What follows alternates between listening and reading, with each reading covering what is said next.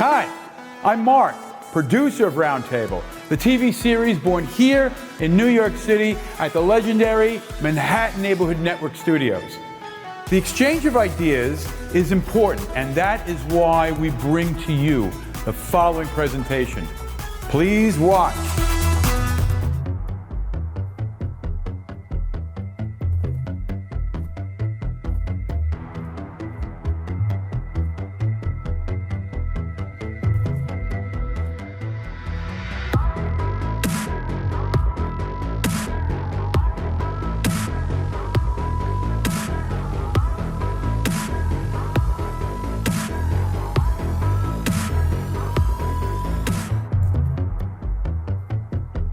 Good evening and welcome to Single Shot Show at Manhattan Neighborhood Network's Roundtable.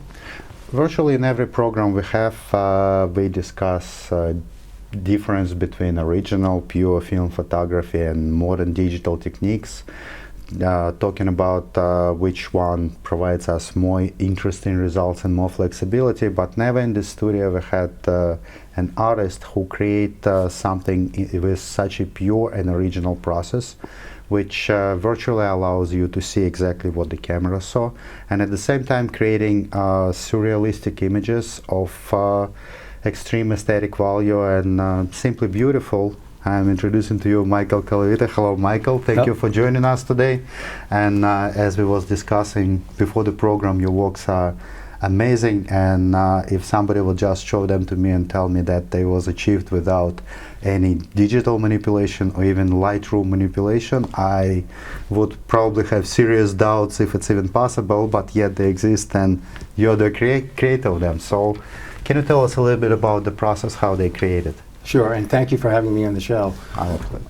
What I've done since the beginning of me, delving into fine art, was the first concern for me was to not repeat what other artists do. I mean, to see the same work becomes boring and mundane, and I wanted to do something that would really inspire my viewers in a way that was immediate for them. So, I mean, it's taken many, many years, 3 decades, for me to develop a process, and it's called 21 Fundamental Principles of Pure Photography. And what it's really about is a continuation and, if you will, a reinvention of what the original masters of photography put forth. And when I say the original masters, I'm going all the way back, speaking about like Henri Cartier-Bresson and Paul Strand and Alfred Stieglitz, Edward Steichen, Man Ray, the real masters that made fine art photography the art form it is, so that when you go to a museum and you view work, you see that photography is every bit as essential to the world of fine art as all of the sculpting and painting that people were previously familiar with. So my 21 fundamental principles, and I want to make it clear that in no way do I feel I'm a better artist than any of these masters. That would be ridiculous. And also the process itself in no way qualifies the end result. My compositions and the masters I speak of and all artists are very individual, and in no way do I believe that art should actually be competitive in that sense, although maybe it is, but it really shouldn't be. And the work needs to stand on its own, have its own inspiration. Many people don't really care how the work is produced. I personally feel that it's absolutely crucial and critical to understand what goes in.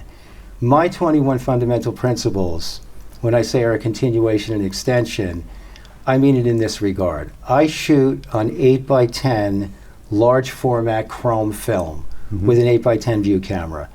Many of these masters use view cameras as well. The major difference is that all of these guys, most of these guys, did black and white photography, and they went into the dark room. And in the dark room, they did all kinds of trickery and made changes and manipulated the image in various ways. I shoot chrome film, so there's no after image capture manipulation.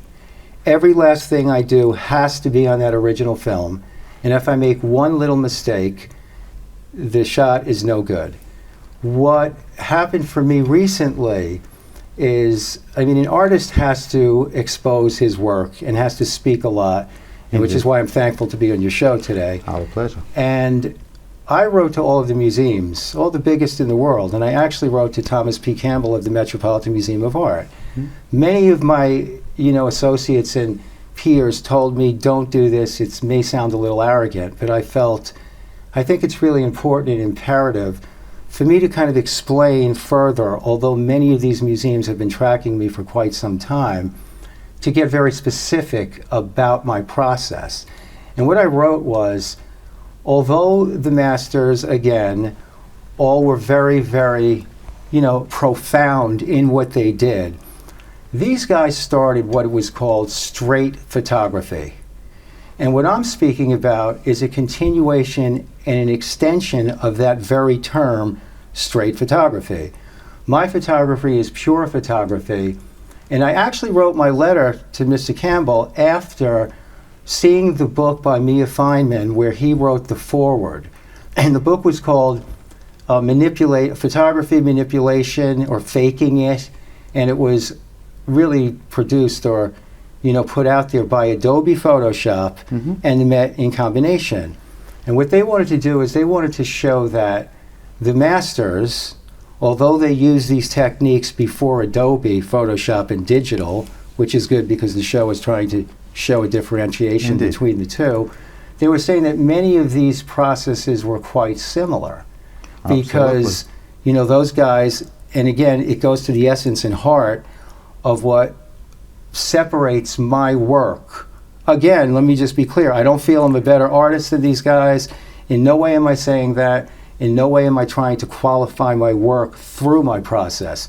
But the process is a continuation because there's absolutely no darkroom manipulation.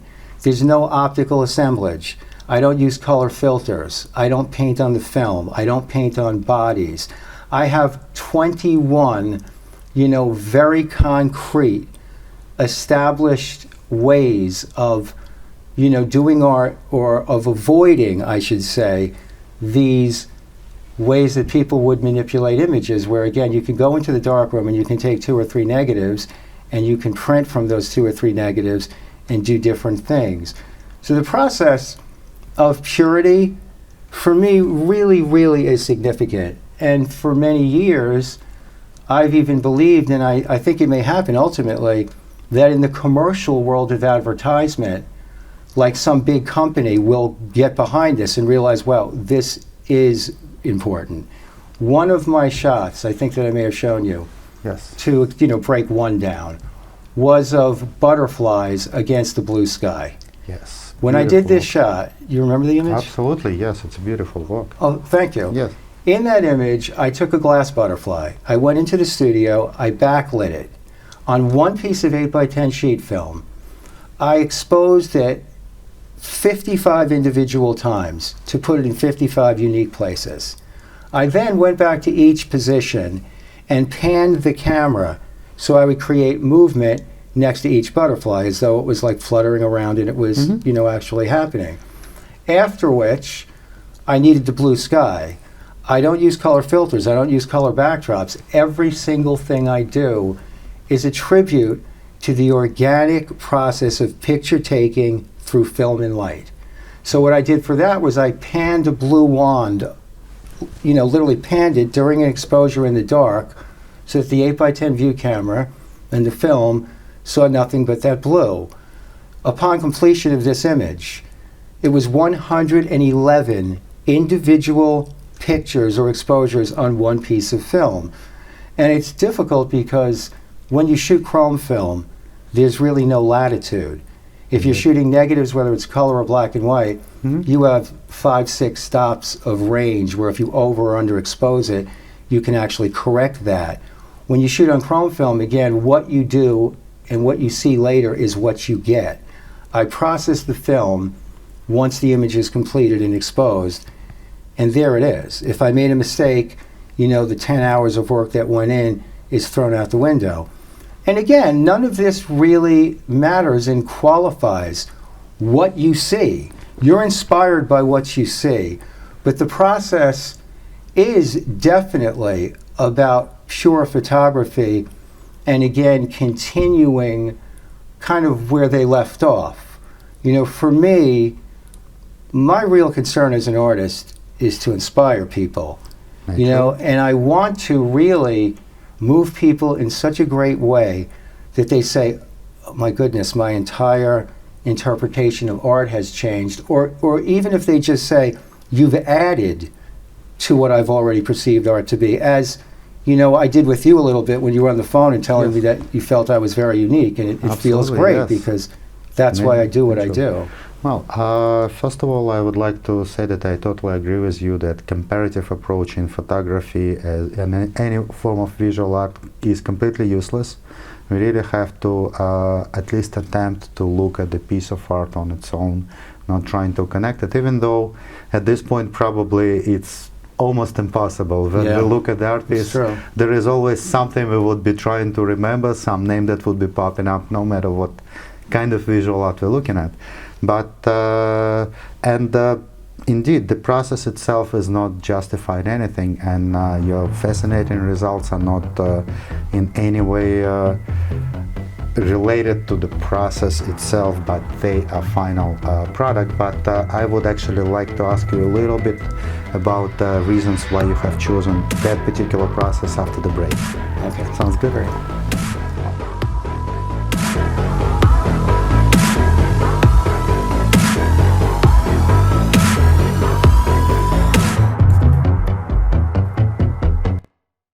Hello, this is Alex AG from Single Shot with another single trick.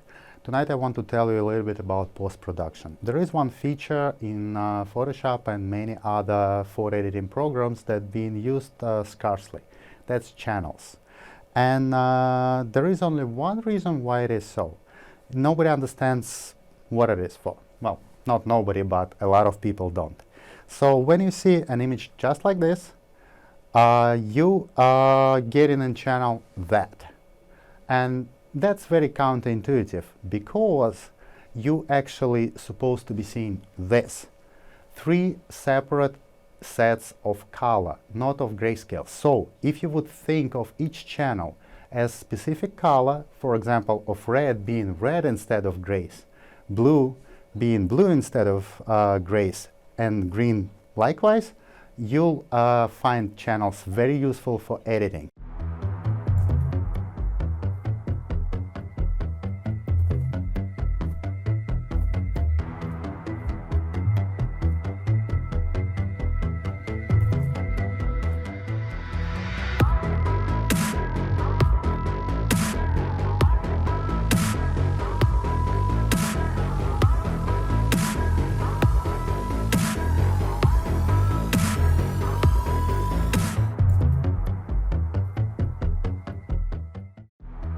So what I wanted to ask you, you was describing your process and pretty much in detail when you was talking about this image with butterfly, and indeed it's a very complicated, very laborious process that takes a lot of skill and a lot of patience.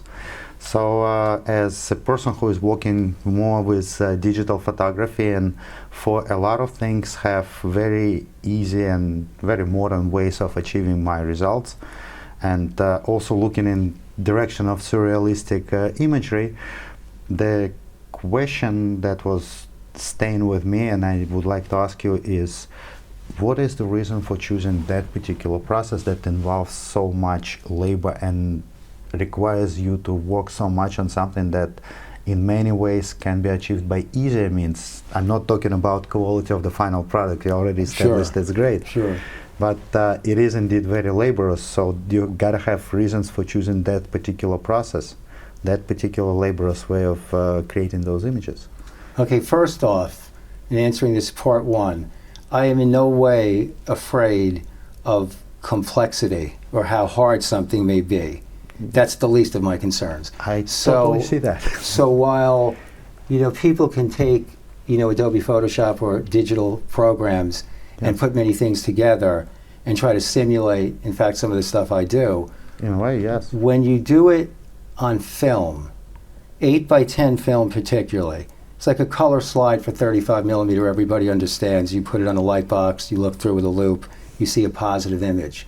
The 8x10 transparency has a wealth of detail that no digital format can match even right now in this modern day. Absolutely, yes. Many people over the years would run up to me in the street and they'd look at the big 810 view camera and they'd be perplexed. They'd say, well, this is like an old style camera, but it looks super modern.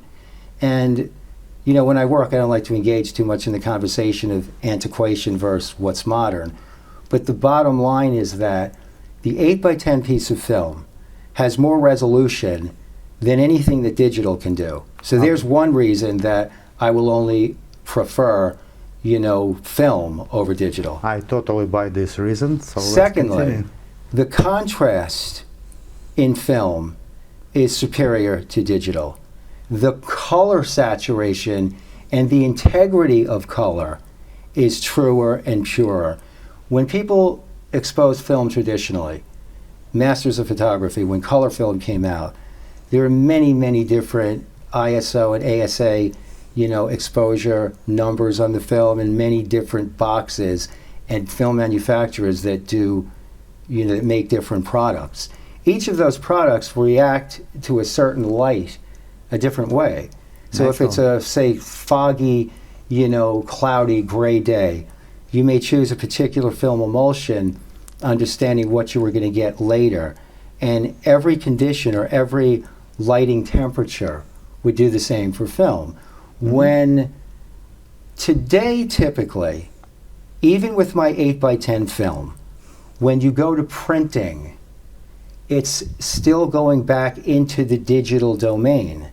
So what happens today is I'll do a high resolution scan on my 8x10 original Chrome to bring it into the digital domain of printing.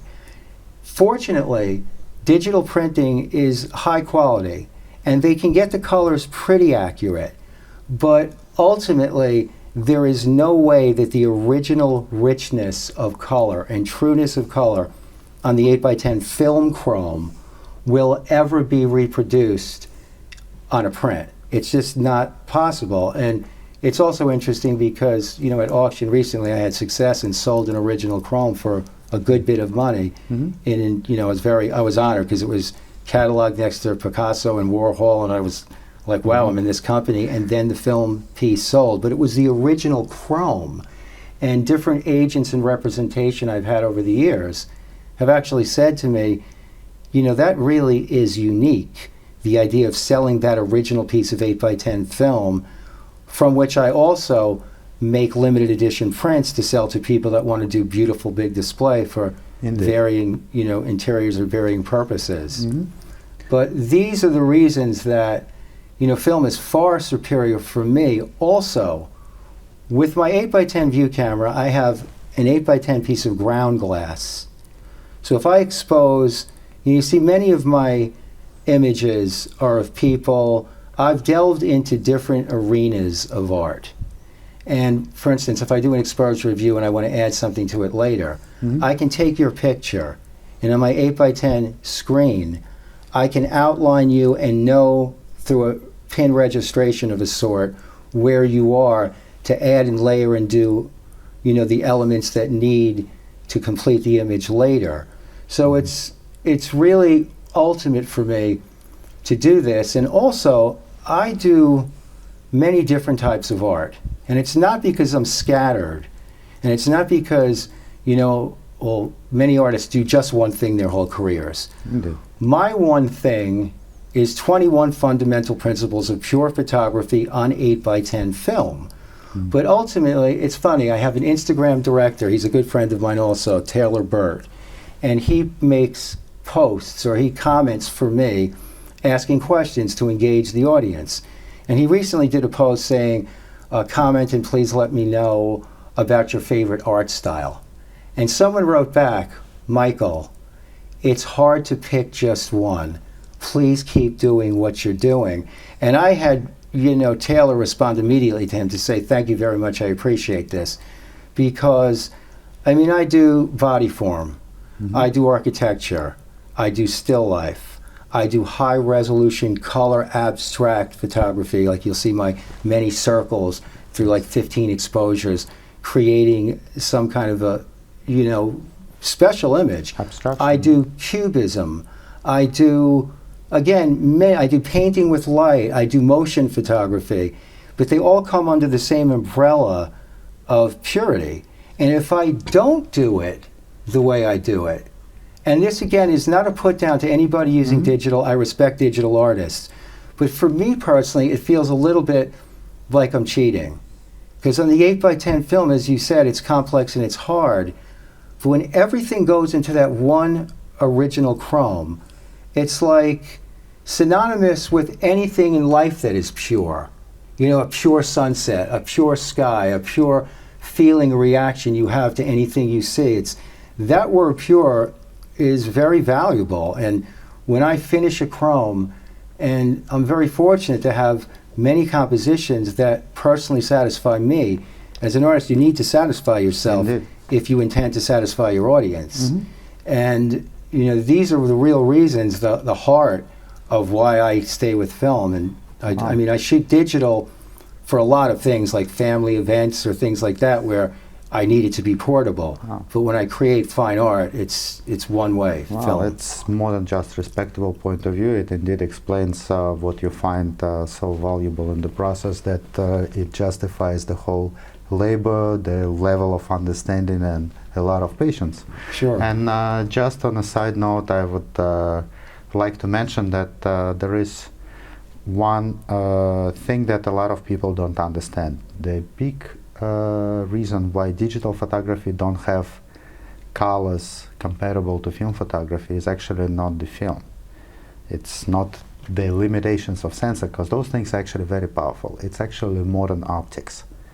Sure. So I use digital cameras, but I work with old lenses. Some of them are 100 years old. And the reason for that is specifically this old glass.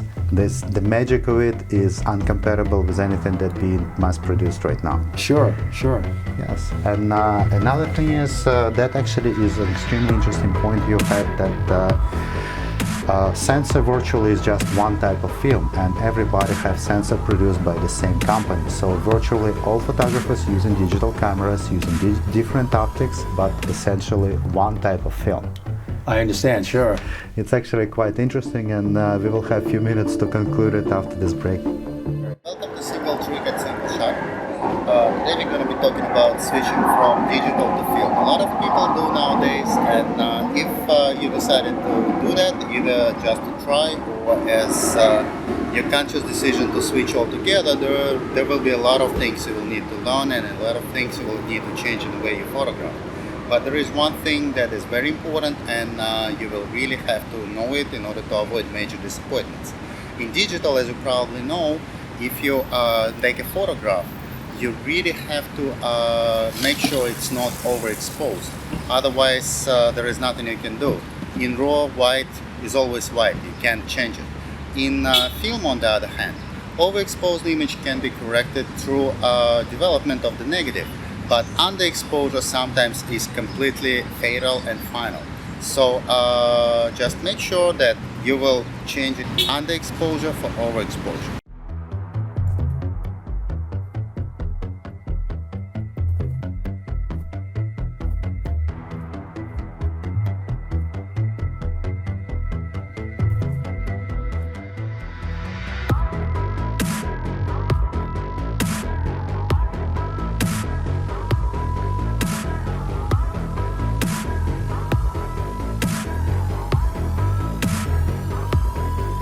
All right, we're back, and throughout the program you was mentioned several times 21 principles of pure photography that you developed. Can you tell us actually what are those principles? Absolutely. I mean, again, it goes without saying that everything I do is on one piece of film. There's absolutely no special effects editing of any kind, no digital programs, no Adobe, etc. But on top of that, what I don't do is, I even have it listed here, no blue or green screening, no in-camera masks, no painting on the film itself, no painting on bodies, no projection of images, no shooting through glass or mirrors, no color backdrops, no filters of any kind, no photographing of printed images or transparencies, no photographing of reflections, no polarizations, no colorations, no cross-processing, no darkroom manipulation, as I said earlier, no optical assemblage, no airbrushing, no retouching digitally or otherwise, and no Photoshop. Absolutely everything is about purity. There's nothing whatsoever outside the natural boundaries of image capture on film. It's absolute purity, film purity through film and light. Wow, it's virtually excluding everything photography created in order to manipulate images, so indeed it's the most pure process. So we're almost finished, so let me ask you, Michael, what inspires you in your creative process? What inspires me, as mundane as it may sound, are the people immediately around me in my family. My son James, my older son James, since the day he was born, complete inspiration for everything I do. I have a new young son, he's 4 years old. I love him so much, both of my sons, Romeo and James. My wife, my ex-wife, like the people around me that I care about most, that I live every minute of my life with, are the ones that really motivate me in a big way, that I care about as much as I do my art, because art for me is everything. It's in everything we see, it's in everything we do.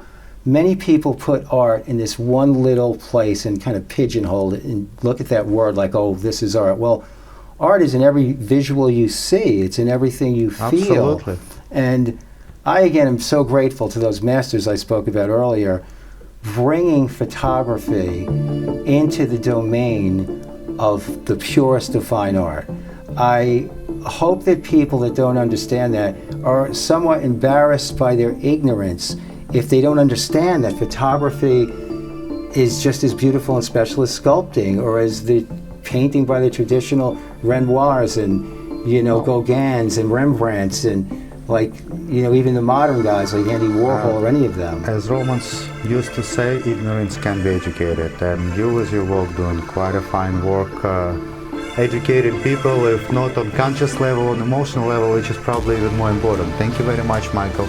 It was very inspirational conversation. Good luck with your works. It was an honor. I hope to see them one day in one of the huge museums we have in this city. Thank you so much.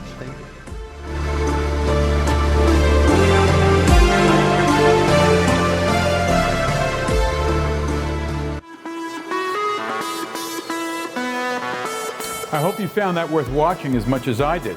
I'm Mark for Roundtable. Thanks for watching. See you next week.